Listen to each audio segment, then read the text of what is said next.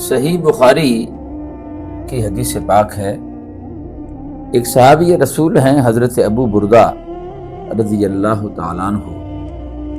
انہوں نے عید الاضحیٰ سے یعنی عید الاضحیٰ کی نماز سے پہلے قربانی کر لی۔ آقا کریم صلی اللہ تعالی علیہ وسلم کو خبر ہوئی تو حضور نبی کریم صلی اللہ تعالی علیہ وسلم نے فرمایا کہ یہ تمہارا گوشت ہے، قربانی نہیں ہوئی، ابھی جا کر نماز کے بعد دوبارہ قربانی تمہیں کرنی پڑے گی۔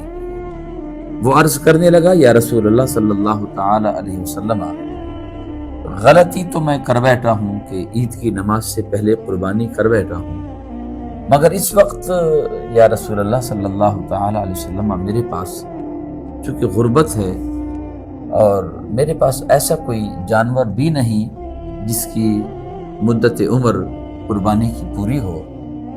تو ہاں ایک بکری کا بچہ ہے جو کہ جس کی عمر 6 ماہ ہے، باقی میرے پاس اس وقت اور کسی قسم کی کوئی وسائل نہیں ہے۔ تو نبی کریم صلی اللہ تعالی علیہ وسلم چونکہ بانی اسلام ہے اور مختار کل نبی ہیں، اختیارات مصطفیٰ کا یہاں سے اندازہ ہوا کہ نبی کریم صلی اللہ تعالی علیہ وسلم کو رب ذوالجلال نے کن شانوں سے نوازا، کس مقام سے نوازا، کس مرتبے سے نوازا، کس اختیار سے نوازا، یعنی آقا کریم صلی اللہ تعالی علیہ وسلم مختار کل نبی ہیں۔ نبی کریم صلی اللہ تعالی علیہ وسلم نے اس صحابی رسول سے فرمایا کہ ابھی پریشانی کی کوئی بات نہیں، غلطی تم کر بیٹھے ہو، مگر میں ابھی تمہیں اجازت دیتا ہوں کہ 6 مند کا جو بچہ ہے، جو تمہارے گھر میں بکری کا بچہ ہے، اسی کو آپ ذبح کر لیں، تمہاری قربانی ہو جائے گی، مگر یاد رہے یہ اجازت صرف میں تمہیں دے رہا ہوں، باقی کسی کے لیے بھی کم عمر جانور کی ذبح کرنے کی، قربانی کی اجازت کسی اور کو نہیں، یہ اجازت فقط آپ کے لیے ہے۔ رب ذوالجلال